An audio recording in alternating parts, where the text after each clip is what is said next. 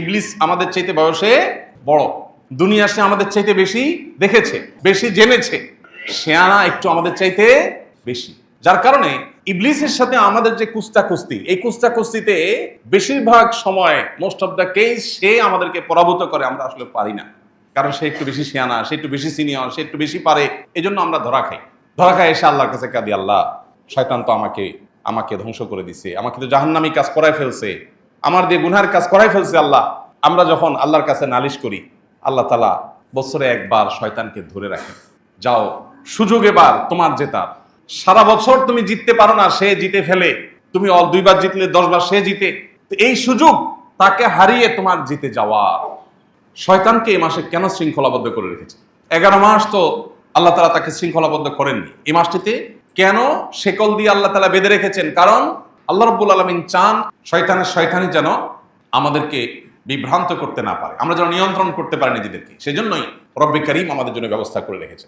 বিষয়টাকে অত্যন্ত চমৎকার একটি উদাহরণের মাধ্যমে আমরা বুঝতে পারি। সেটা হলো, আমাদের বাসা বাড়িতে পিঠাপিঠি ছেলে মেয়ে থাকলে তাদের মধ্যে টুকটাক মারামারি লাগে, আছে না? বাসা যদি আমাদের বাচ্চা কাচ্চা থাকে, পিঠাপিঠি তাদের মধ্যে কম বেশি ঝগড়াঝাটি মারামারি এগুলো হয়। সাধারণত যে বাচ্চাটা একটু বড়, ছোটটা জেদ করে কিন্তু মার খায়, জেদ করে বড়টার সাথে সাধারণত পারে না। যখনই দুজনের মধ্যে মারামারি লাগে, দেখা যায় বড়জন উত্তম মধ্যম দিয়ে দিছে, ছোটজন শেষ পর্যন্ত প্রথমে নিজে অনেক কিছু করবে মনে করে যায়, মারধর খেয়ে এরপরে কাঁদতে কাঁদতে বাপ মার কাছে ফিরে আসে। এই না হয় চিত্র সাধারণত। যেহেতু বড়জন সিনিয়র, বয়সে বড়, বুঝে বেশি, এই জন্য সে ছোটজনকে দ্রুতই কুপকাত করে ফেলে এবং ছোটজন নিরুপায় হয়ে মারধর খেয়ে বাপ মার কাছে এসে কাঁদতে কাঁদতে নালিশ করে। বাপ মা কি করে?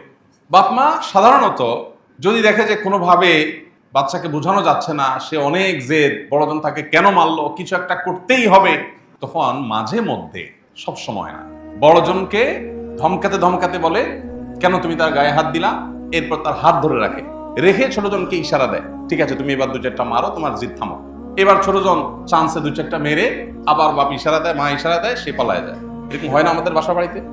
আল্লাহ রাব্বুল আলামিন আমাদেরকে সৃষ্টির আগে সৃষ্টি করেছেন ইবলিসকে।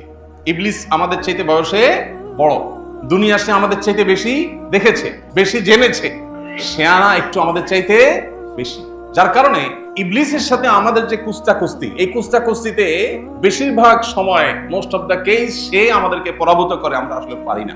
কারণ সে একটু বেশি শেয়ানা, সে একটু বেশি সিনিয়র, সে একটু বেশি পারে, এই জন্য আমরা ধরা খাই এসে আল্লাহর কাছে কাঁদি, আল্লাহ শয়তান তো আমাকে ধ্বংস করে দিছে, আমাকে তো জাহান্নামী কাজ করাই ফেলছে, আমার দিয়ে গুনহার কাজ করাই ফেলছে। আল্লাহ, আমরা যখন আল্লাহর কাছে নালিশ করি, আল্লাহ তাআলা বছরে একবার শয়তানকে ধরে রাখে, যাও সুযোগ এবার তোমার জেতার, সারা বছর তুমি জিততে পারো না, সে জিতে ফেলে, তুমি 2বার জিতলে 10 বার সে জিতে, এই সুযোগ তাকে হারিয়ে তোমার জিতে যাওয়া।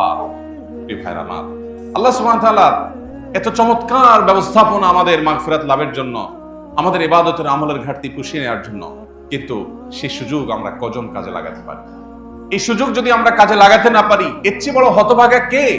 এই কারণেই তো নবী সাল্লাল্লাহু আলাইহি সাল্লাম জিবরিলের সেই দোয়ার সাথে আমিন এবং একাত্মতা পোষণ করেছিলেন, যেই দোয়া রীতিমতো হতভাগা হিসেবে রমজান পেয়ে যে ব্যক্তি আল্লাহর কাছ থেকে নিজের গুনাহগুলো মাফ করাতে পারলো না, শয়তানকে বেঁধে রাখা আছে, এই মুহূর্তেও যদি কেউ আল্লাহর কাছ থেকে মাগফিরাত আদায় করে মাগফিরাত চেয়ে নিয়ে নিতে না পারে, এর চাইতে বড় হতভাগা কেউ নাই, তার ধ্বংস হোক।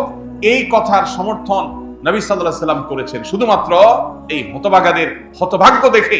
অতএব আমরা যেন সেই হতভাগাদের কাতারে শামিল না হই, আমরা যেন রমাদানকে অর্থবহ এবং প্রতিটা সিয়ামকে যেন আমাদের জন্য সার্থক করতে পারি। আল্লাহ রাব্বুল আলামিন আমাদের সবাইকে সেই তৌফিক দান করুন, আমিন। প্রিয় ভাইরা আমার, অতএব শুধু সাহারি আর ইফতার খেলাম আর মাঝের সময়টাতে পানাহার যৌনতা থেকে বিরত থাকলাম, এর মধ্যেই যেন আমাদের রোজা, এর মধ্যেই যেন আমাদের সিয়াম সীমাবদ্ধ না থাকে।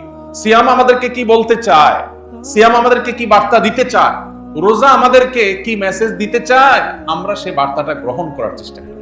এবং এই 3টি কাজ নয়, শুধু সকল প্রকার অন্যায় অনাচার থেকে বিরত থাকার এই সংগ্রাম, বিরত থাকার এই প্রচেষ্টা, এটা আমাদের অব্যাহত রাখতে হবে সামগ্রিক জীবনে। তাহলে ইনশাআল্লাহ আমাদের এই সিয়াম, আমাদের রোজা, এটা সার্থক হবে। রব্বে কারীম আমাদের সবাইকে আমাদের রোজাকে পরিপূর্ণভাবে সার্থক করার তৌফিক দান করুন।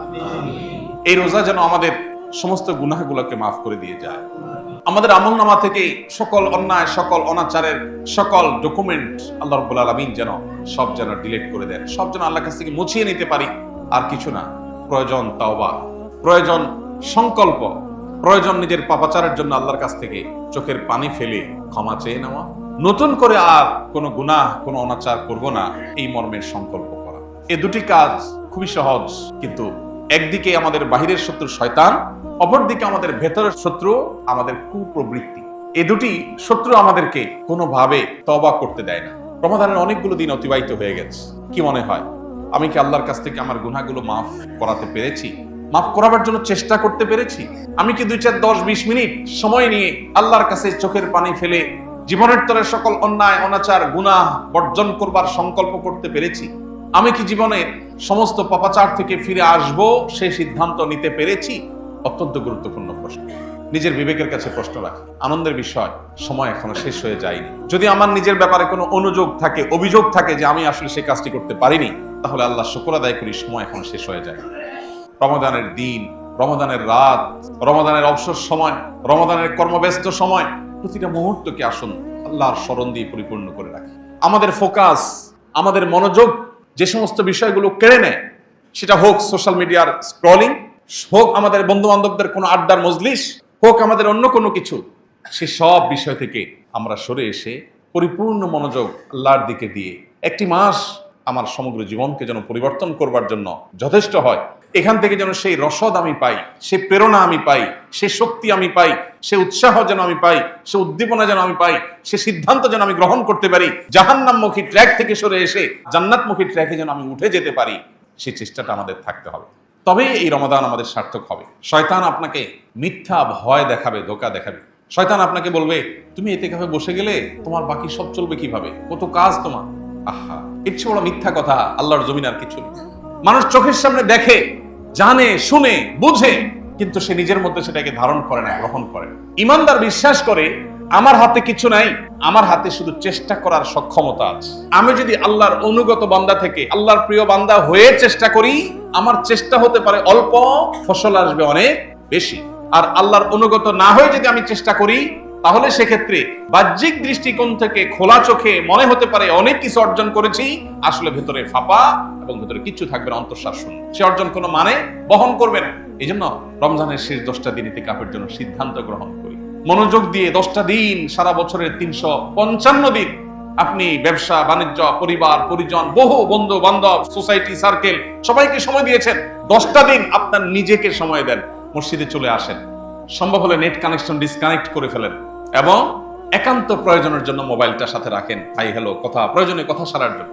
10টা দিন মসজিদের পরিবেশে এসে আল্লাহর সাথে একটু কানেক্টেড হওয়ার চেষ্টা করেন।